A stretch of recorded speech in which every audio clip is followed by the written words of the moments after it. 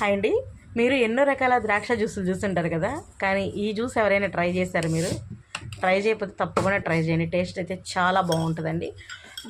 ఇది మనం పాతకాలంలో గ్రేప్స్ జ్యూస్ అడిగినప్పుడు సీసాల్లో ఇచ్చేవాళ్ళు, మీకు గుర్తుందో లేదో. అడుగుదాం, మనకి ఆ గ్రేప్స్ అనేది పల్పు తగులుతూ ఉంటుంది. సేమ్ ఆ ఫ్లేవర్ ఉందండి. మీరు చక్కగా తయారు చేసి మంచి కూలింగ్ పెట్టుకుని తాగితే కనుక మంచి టేస్ట్ ఉంది. నేను పంచదార వేసాను. మీరు కావాలి అంటే పంచదార బదులు మీరు బెల్లం కూడా యాడ్ చేసుకోవచ్చు. ఫస్ట్ అయితే ద్రాక్షకాయలు కంపల్సరీగా ఉప్పు నీళ్ళలో ఉంచండి, ఎందుకంటే దీనికి కెమికల్స్ ఎక్కువ వేస్తారు. ఇది నేను ఈరోజు ఎందుకు చేశానంటే, మా ఇంట్లో ద్రాక్షకాయలు ఇస్తే మా పాప అస్సలు తిందండి. ఆమెతో పెద్ద తలకాయ నొప్పి. సరేలే అని చెప్పి తినమంటే ఆ బాక్స్లో పెట్టినా కానీ అవి అంతే. సరే ఇదంతా కాదులే అని చెప్పి ఇలా జ్యూస్లా చేసిద్దాం, తాగిద్దామని చేశాను. చక్కగా తాగేసింది. చక్కగా కొంచెం పంచదార వేసి చాలా సింపుల్గా చేసుకోవచ్చు, ఈజీగా చేసుకోవచ్చు. పిల్లలు ఇష్టంగా తాగుతారు. మామూలుగా మనం మిక్సీకి వేసినప్పుడు ఏమైందంటే బాగా థిక్నెస్గా ఉండటం వల్ల వాళ్ళకి కొంచెం వెగుడుగా అనిపించి తాగలేకపోతారు ఒక్కొక్కళ్ళు.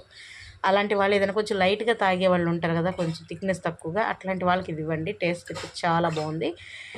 ఏ పిల్లలైనా కానీ ఇష్టంగా తాగుతారండి. ఇలా ఒకసారి ట్రై చేయండి. మా పాపకైతే బాగా నచ్చింది. మరి మీకు నచ్చింది అనుకుంటున్నాను. ఒకసారి ట్రై చేసి మీ పిల్లలు తాగారా లేదా కామెంట్ చేయండి, ఓకేనా? హాయ్ అండి. మీరు ఎన్నో రకాల ద్రాక్ష జ్యూసులు చూస్తుంటారు కదా, కానీ ఈ జ్యూస్ ఎవరైనా ట్రై చేశారు? మీరు ట్రై చేయకపోతే తప్పకుండా ట్రై చేయండి. టేస్ట్ అయితే చాలా బాగుంటుందండి.